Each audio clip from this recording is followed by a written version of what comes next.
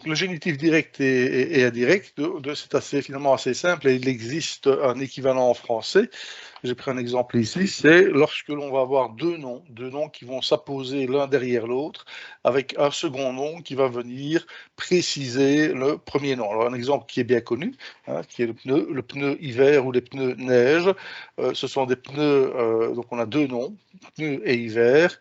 On peut avoir un génitif indirect qui sera un pneu de l'hiver ou une heure de l'hiver, ou un pneu neige ici. Ce type, donc là, on a deux noms, pneu et neige sont des noms, et ils vont pouvoir se compléter l'un l'autre. Finalement, en quelque sorte, entre guillemets, on a un second mot qui peut venir comme en quelque sorte adjectif du premier mot. Voilà, ça c'est le principe vraiment de base. Alors, je vais vous proposer quelques petites phrases. Alors, les exercices ici, les petits exercices grammaticaux, ce sont des phrases qui n'ont, j'aime bien le préciser, qui n'ont pas de rapport entre elles. C'est vraiment des exemples grammaticaux qui sont extraits de leur contexte. Alors, c'est toujours un peu embêtant parce que forcément, le contexte pour pouvoir interpréter correctement une inscription ou un texte est vraiment essentiel. Donc, vraiment ici, le sens, on le laisse un peu de côté. On va surtout travailler sur la méthode et sur les règles grammaticales qui prévalent dans ce type d'exercice. Alors, par rapport à la manière de travailler, il y a différentes écoles pour traduire un texte. Personnellement, moi, j'utilise une méthode que j'ai intitulée une méthode des points de calage, c'est-à-dire de repérer les déterminatifs qui sont tout à fait caractéristiques pour pouvoir découper une inscription. Et ces points de calage font l'objet d'un tableau synthétique dans la boîte à outils. Je ne sais pas si vous avez déjà eu l'occasion de le consulter. Non. Non, alors, donc ça c'est, si vous allez, voilà, la boîte à outils, c'est à ça que ça sert, la boîte à outils. Où est-ce que je suis moi ici? Bon, on a les tableaux, par exemple, schéma de synthèse comme celui-ci, c'était pas celui-là, principale valeur phonétique et tableau, voilà. Donc, il y a toute une série de tableaux sur lesquels il ne faut pas hésiter à aller vérifier, revenir.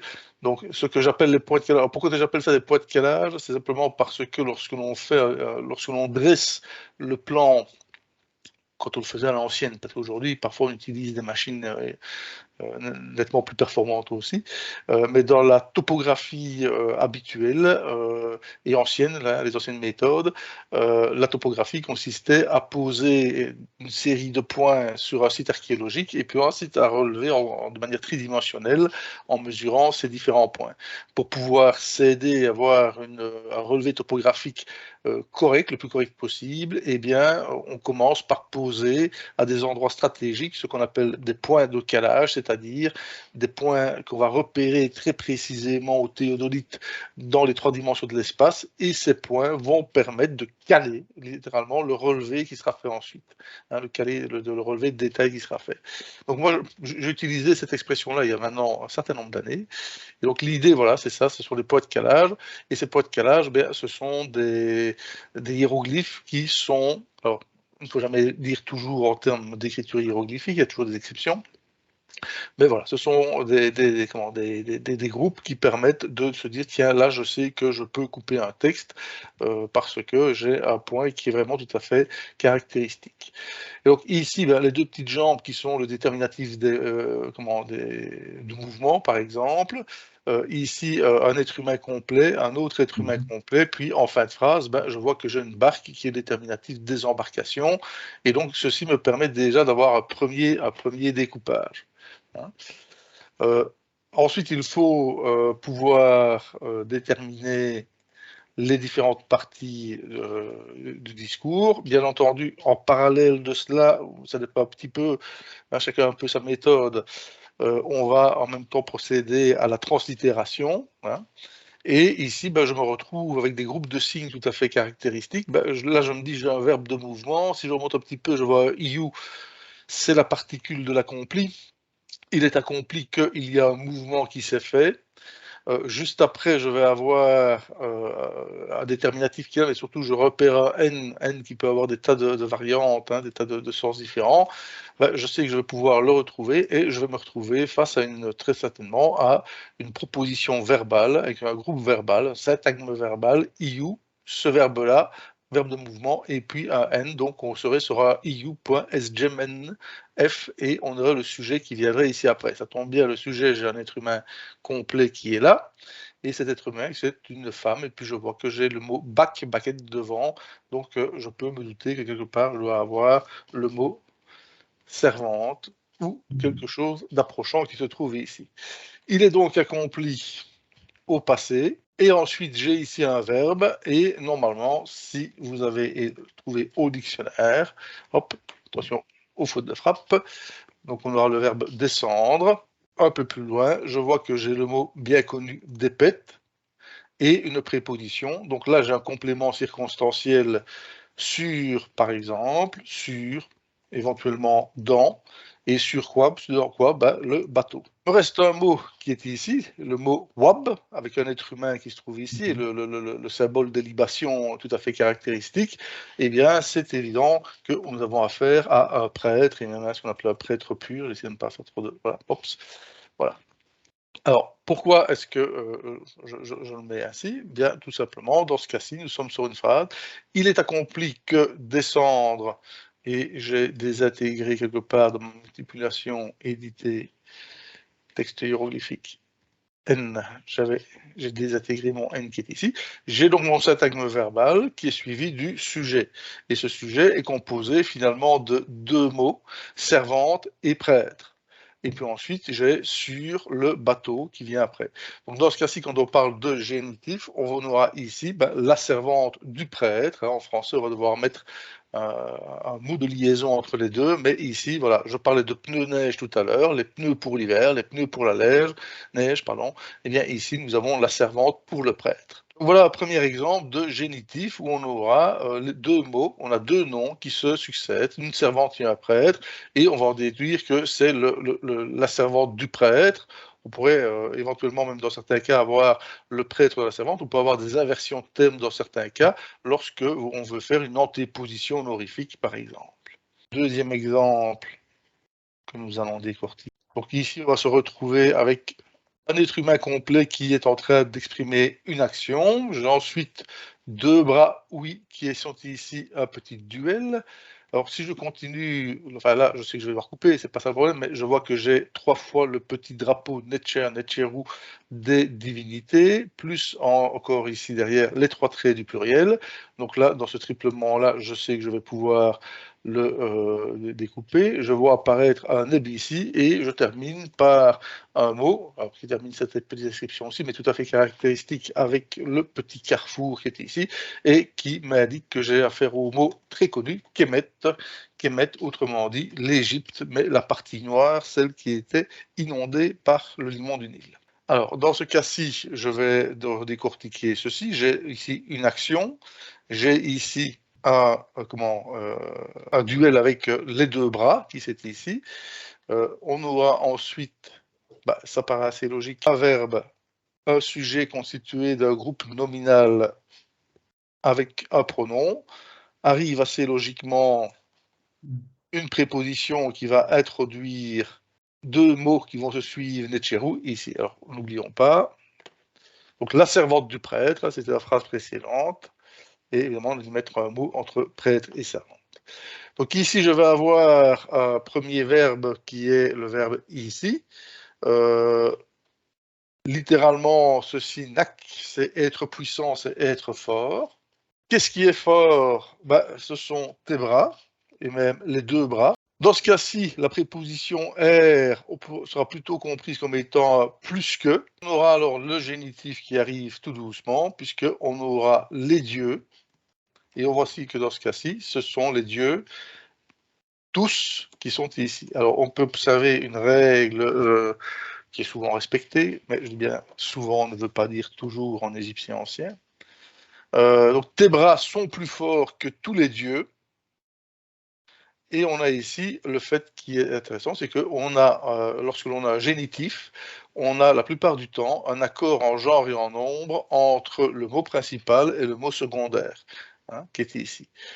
Et donc ici, on voit qu'on a mis au pluriel, tous, même un neb, ce qui est moins courant. Et donc on aura ici, tes bras sont plus forts, ou sont forts plus que tous les dieux. Et puis ensuite, on aura un petit article, de tous les dieux de l'Égypte. Dans la traduction-interprétation, ça doit être quand même quelqu'un d'assez castard pour être que ces deux seuls bras soient plus forts que tous les dieux réunis. Donc, on a ces deux phrases qui débutent par pronom indépendant. On a donc deux phrases ici qui commencent de la même manière par inek ici, qui est donc le pronom indépendant, c'est toi qui. C'est toi qui es. Donc si on prend la première phrase ici, ben, on va pouvoir au moins la découper ici avec les trois traits du pluriel. Ici, le trait géographique de la maison qui se trouve ici. Et on a ensuite des prépositions qui semblent apparaître. On va pouvoir translittérer. Donc on aura donc un « c'est toi qui ». Donc, vous me laissez dire, vous. C'est pas NTK, c'est moi qui, c'est moi qui. Pronom personnel première personne du singulier. Donc c'est moi qui suis, pronom indépendant. Ensuite, on aura Neferet, qui est donc l'adjectif bon, de qualité, etc. Teker aura donc recommandation, conseil. Alors j'étais sur les plans, les dessins, les projets. Oui, aussi. Mais du coup, enfin, moi j'étais sur le 583 du SADC, hein, mais.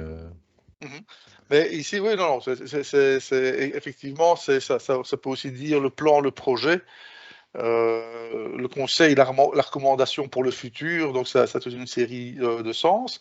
Mais ce qui est surtout important, c'est que ici, nous sommes, à la différence des deux phrases principales, des deux phrases précédentes, où nous avions un verbe, plusieurs sujets dans lesquels venaient se placer donc les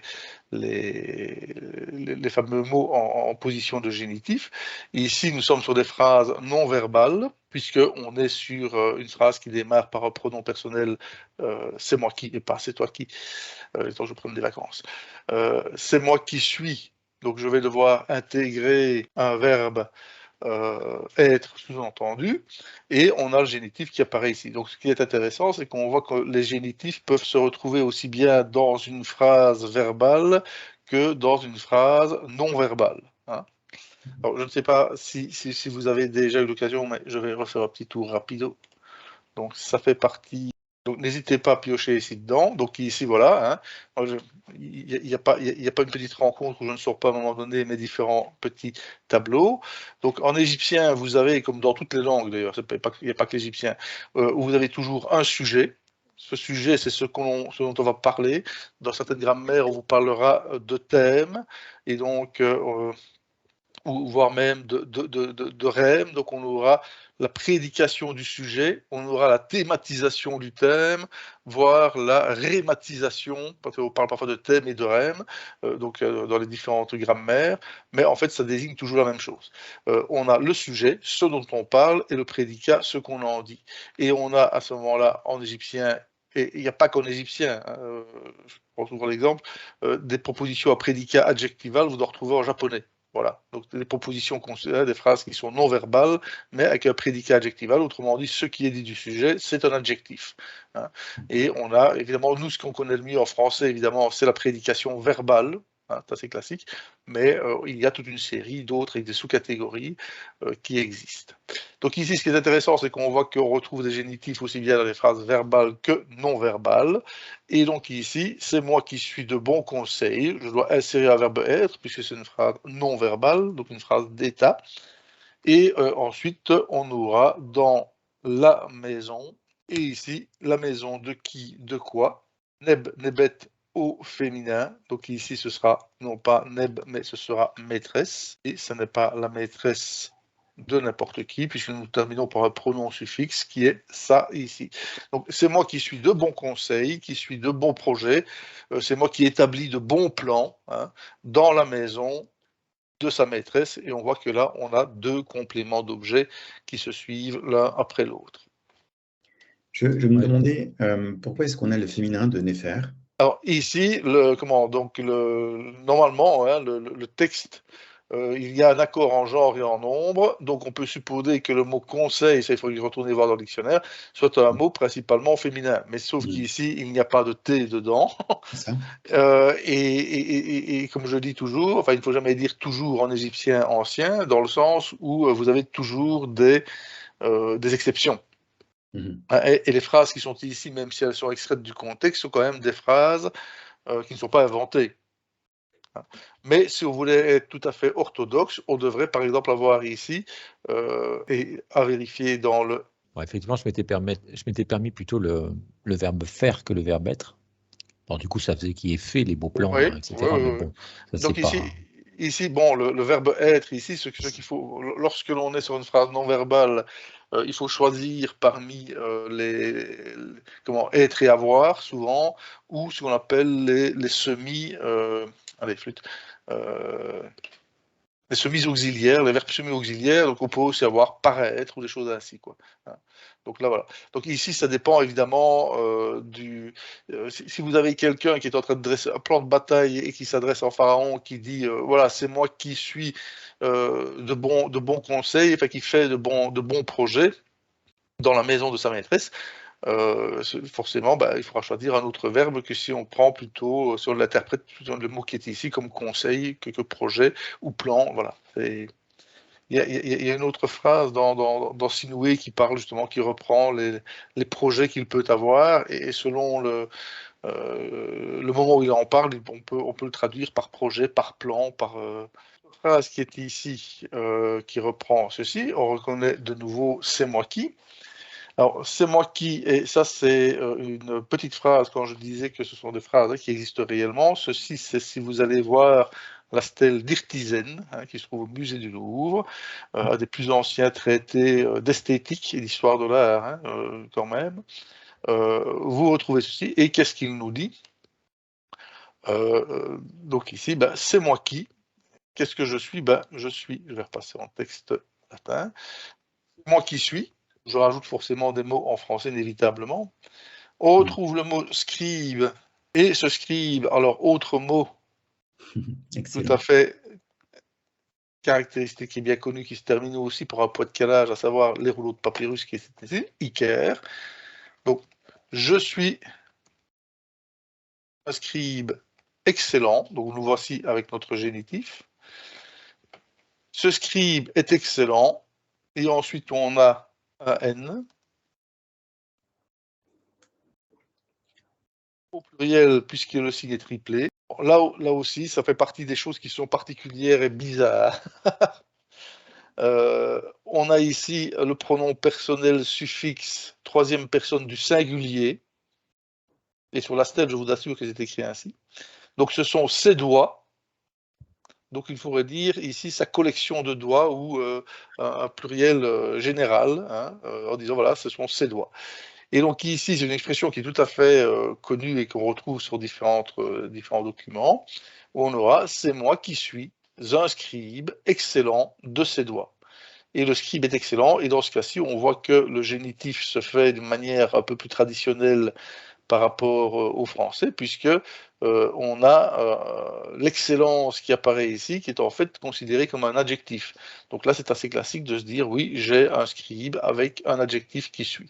La petite dernière que j'avais prévue ici, on a un verbe, quand on le connaît, sgem, qui est assez fréquent, puisque sgem, c'est le verbe type pour définir les formes grammaticales, les paradigmes grammaticaux en proposition verbale, suivi d'un autre mot, je viens de le voir ici, qui était ici, hop, c'est de nouveau le mot scribe qui est ici. L'enregistrement s'étant interrompu, je remets ici le corrigé de la dernière phrase, avec ici sgem, le verbe écouter, le scribe, j'écoute je suis un scribe donc, qui écoute les conseils de son maître tous les jours.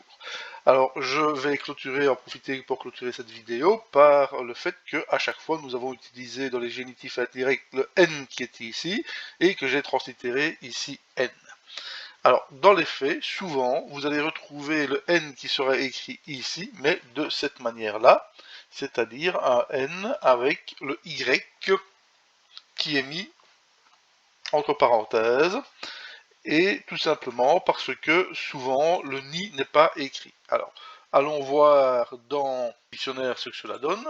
Donc, nous sommes ici à la lettre N et on peut lire que le N, qui est une préposition, qui connaît des variantes, peut être utilisé dans beaucoup de sens, il peut avoir beaucoup de sens, mais il peut être aussi une abréviation de in ou du mot de relation ni. Donc très souvent, je pense qu'on le voit au point un peu plus loin. Et donc, on voit ici par exemple au point 4 que c'est l'adjectif du génitif, hein, et qu'on va le retrouver utilisé, notamment précédant les formes verbales, il y a toute une série d'usages, et on aura ici le ni qui est souvent réduit à n, mais bien entendu en translittération, il faudra l'écrire ainsi, parce que même s'il y a une élision du y, il est quand même sous-entendu. Voilà.